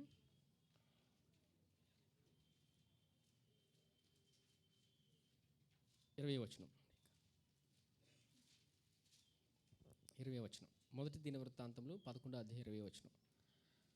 యోవాబు సహోదరుడైన అబీషయ ముగ్గురిలో ప్రధానుడు. ఇతడు ఒక యుద్ధమందు 300 మందిని హతము చేసి తన ఈటె వారి మీద ఆడించిన వాడై ఈ ముగ్గురిలోనూ పేరు పొందినవాడు ఆయన. చెప్తానులేండి, అర్థమైనట్టు చూడండి. యోవాబు సహోదరుడైన అబీషై ముగ్గురిలో ప్రధానుడు. ఇతడు ఒక యుద్ధమందు 300 మందిని హతం చేసి తన ఈటె వారి మీద ఆడించిన వాడే ఈ ముగ్గురిలోని పేరు పొందిన వాడు ఆయన. ఇప్పుడు ఈ వ్యక్తి ఎవరు అనుకున్నారు? యోవాబు 400 మందిలో ఒకడు. ఎంతమందిని చంపాడు? 300 మందిని చంపాడు. ఈట ఆడించాడంట, అంటే ఈట తిప్పాడు. ఒక్కసారి తిప్పితే 400 మంది చచ్చారు. సినిమాలు చూస్తారు కదండి, ఆ ఈట తిరుగుతున్నప్పుడు ఎవరికి తగులుతుంటుందో వాళ్ళు చనిపోతారు. ఈ వ్యక్తిని వాడుకొని 300 మంది చనిపోయారు. ఇప్పుడు ఎంతమంది శత్రువులు ఎదురుగా వచ్చినా దేవుని సామర్థ్యం పనిచేస్తుంది. హల్లెలూయా. అపవాది ఎంత ఇబ్బంది పెడుతున్నా దేవుని సామర్థ్యం పనిచేస్తుంటుందండి. ఈ వ్యక్తులు ఎలాంటి వాళ్ళు?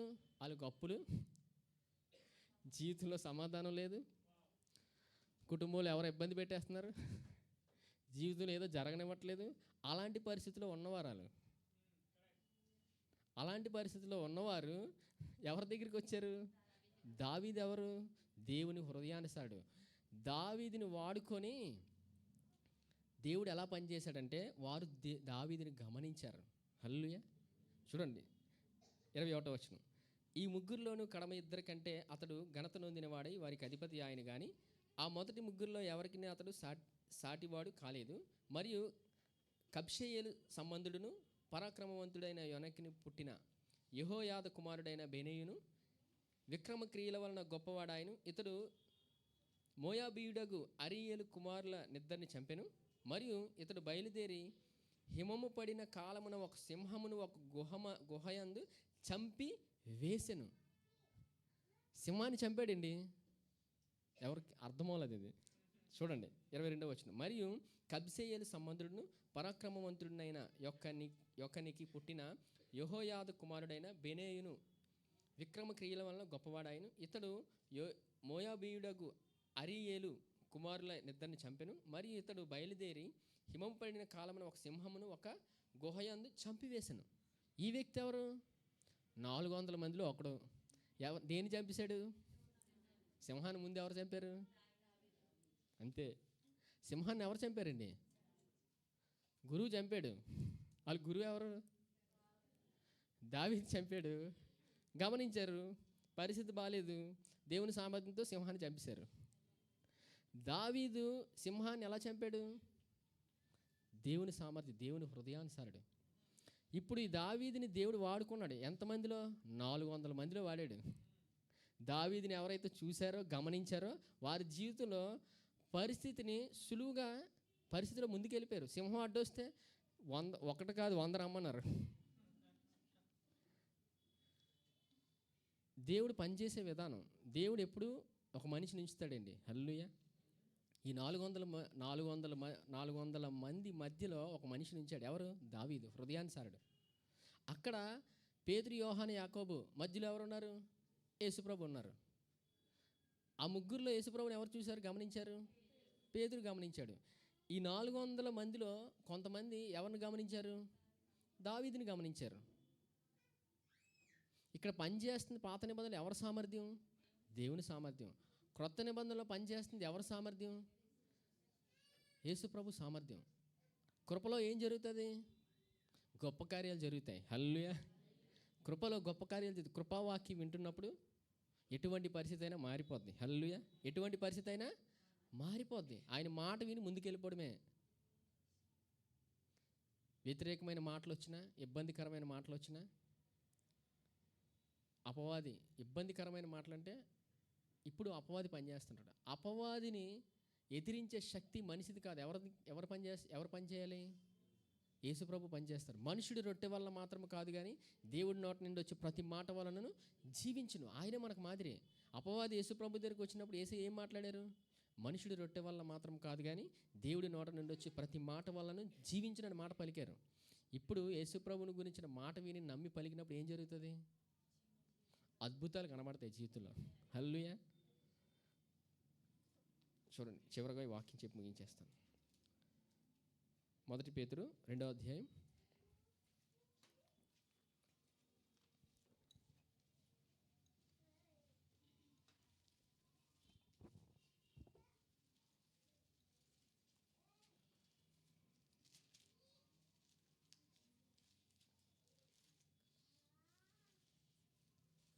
1 పేతురు 2వ అధ్యాయం 21వ వచనం చూడండి. క్రీస్తు కూడా మీ కొరకు బాధపడి మీరు తన అడుగుజాడలి అందు నడుచుకున్నట్లు మీకు మాదిరి ఉంచి పోయెను. మళ్ళీ చదువుతాను వినండి. క్రీస్తు కూడా మీ కొరకు బాధపడి మీరు తన అడుగుజాడలి అందు నడుచుకున్నట్లు మీకు మాదిరి ఉంచి పోయెను. మనకు మాదిరి ఉంచాడండి ఆయన. హల్లెలూయా. మాదిరి ఉంచడం అంటే ఆయన మాట వింటున్నప్పుడు ఆయనలాగే ప్రవర్తిస్తాం. హల్లెలూయా. ఆయన ఎట్టివాడై ఉన్నాడో మనం కూడా అట్టివారంగానే ఉన్నాం. ఆయన మాట వింటున్నప్పుడు ఆయనలాగే ప్రవర్తిస్తాం. ఆయన మాటను గమనిస్తాం. ఆయన ఎలా పలికాడు? చిన్నదానా లేగంటే చిన్నది లేచింది, ప్రాణం తిరిగి వచ్చింది. హల్లెలూయా. ఆయన మాట విని మన జీవితంలో నమ్మి పలికినప్పుడు జీవం విడుదలవుతూనే ఉంటుంది. హల్లెలూయా. జీవం విడుదలవుతూనే ఉంటుందండి. దేవుడు అంత కృపను సంఘానికి ఇచ్చాడు ఆయన. ఇప్పుడు ప్రతిదినం మనం ఎక్కడికి వెళ్ళాలి? వాక్యం దగ్గరికి వెళ్ళాలి. కృపా వాక్యం దగ్గరికి వెళ్ళినప్పుడు ప్రతి పరిస్థితిని దేవుడు మారుస్తాడు. ఈ జీవితంలో దేవుడు ఇచ్చిన ప్రతి ఆనందాన్ని మనం అనుభవిస్తాం. హల్లెలూయా. దేవుడు సంఘాన్ని అంత ప్రేమించాడు. ఆయన సంఘం కొరకు ఆయన తన ప్రాణాన్ని ఇచ్చాడు. సంఘం అంటే ఎవరు? సంఘం అంటే మనమే. పెళ్లి కుమార్తె. పెళ్లి కుమారుడు ఎవరు? యేసుప్రభు. ఆయన ఒకరోజు వస్తున్నారు. హల్లెలూయా. దేవుడు అంతగా ప్రేమించాడు ఆయన. సంఘంలో ఉన్న ప్రతి ఒక్కరూ ఆయన మాటలు విని ముందుకు వెళ్ళిపోవాలని దేవుడు ఆశపడుతున్నాడు. ఆయన మాదిరి నుంచి వెళ్ళాడు ఆయన. హల్లెలూయా. ఈ వాక్యం విన్న ప్రతి ఒక్కరూ ఫలించి అభివృద్ధి చెందునుగాక. ఈ సమయంలో రొట్టె ద్రాక్షరసం తీసుకో.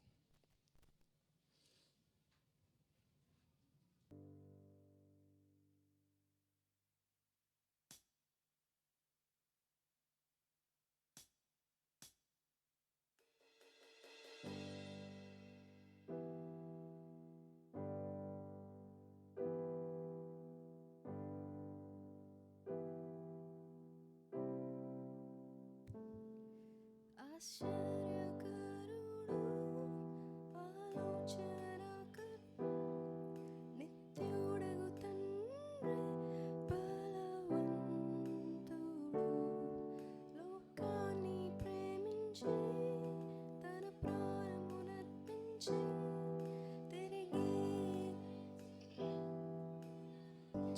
ఆత్మతో సత్యముతో ఆరాధించెదము.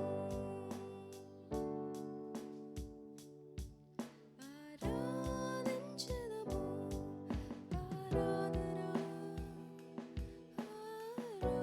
ఆరాధన యేసయ్యకే ఈ ఆరాధన. పరిశుద్ధుడు,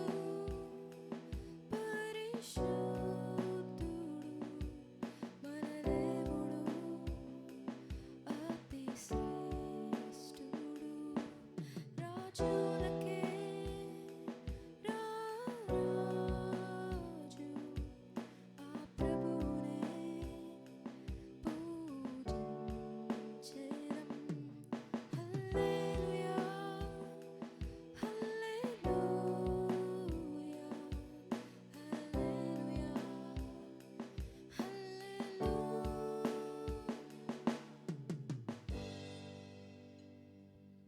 ఈ రొట్టె ద్రాక్షరసం తీసుకున్నప్పుడు ఎలా తీసుకోవాలండి? ఏడుస్తూ తీసుకోవాలా? ఆనందంతో తీసుకోవాలి. ఆయన శిలువ కార్యం ద్వారా మనం అందరం నీతిమంతులుగా తీర్చబడ్డాం. అందుకే నీతి మాట్లాడుతుంది. నీకు గొప్ప జీవితాన్ని ఇచ్చాడు ఆయన. నీ ప్రతి పరిస్థితిని ఆయన మార్చివేశాడు. ఆయన నీ ఎదుట వాక్య రూపంలో ఉన్నాడు. అంత కృపను సంఘానికి ఇచ్చాడు ఆయన. వాక్యం దగ్గరికి వెళ్ళమని, వాక్యం వినమని, ఆయన మాటను గమనించమని దేవుడు మనకి ఈ దినం మాట్లాడాడు.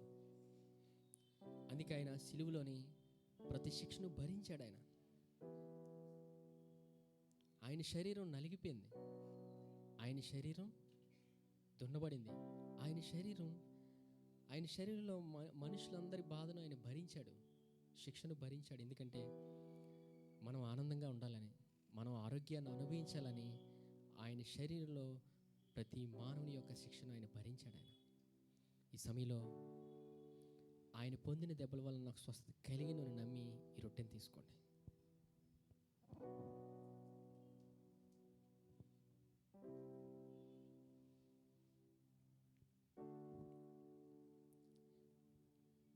ఈ పాత్రలోనిది ఆయన రక్తానికి సాదృశ్యంగా ఉంది. ప్రతి మానవుడు రక్షించబడాలని ఆయన రక్తాన్ని చిందించాడు. ఎంతగానో చిందించాడు ఆయన. ఎందుకంటే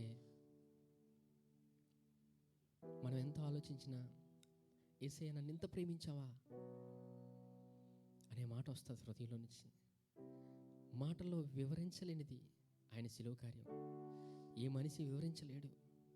పరిశుద్ధాత్మ దేవుడు మాత్రమే ఆయన మన ఎడల చూపిన ప్రేమను వివరించగలడు. మనల్ని అంతగా ప్రేమించాడు ఆయన. ఆయన హృదయంలో మనందరం ఉన్నాం. శిలువ మీద ఉన్నప్పుడు ఆయన హృదయంలో మనం ఉన్నాం. ఆయన మనసులో మనం అందరం ఉన్నాం. అందుకే ఆయన రక్తం అంతటిని చిందించాడు ఆయన. గెత్సెమనే తోటలో చెమట రక్తంగా మారింది. శిలువలో ఆ రక్తం అంతటిని చిందించాడు ఆయన. ఎందుకంటే మనలందరినీ ఆయన ప్రేమిస్తున్నాడు ఆయన. ఆయన ప్రేమ ఎంతో గొప్పది. ఆయన ప్రేమను ఏ మనిషి వివరించలేడు. పరిశుద్ధాత్మ దేవుడు మాత్రమే వివరించగలడు. ఆయన శిలువ రక్తం ద్వారా మనమందరం నీతిమంతులుగా తీర్చబడ్డాం. అందుకే ఈ సమయంలో నేను క్రీస్తు యేసునందు దేవుని నీతిని అని నమ్మి ఈ పాత్రలోని తీసుకోండి.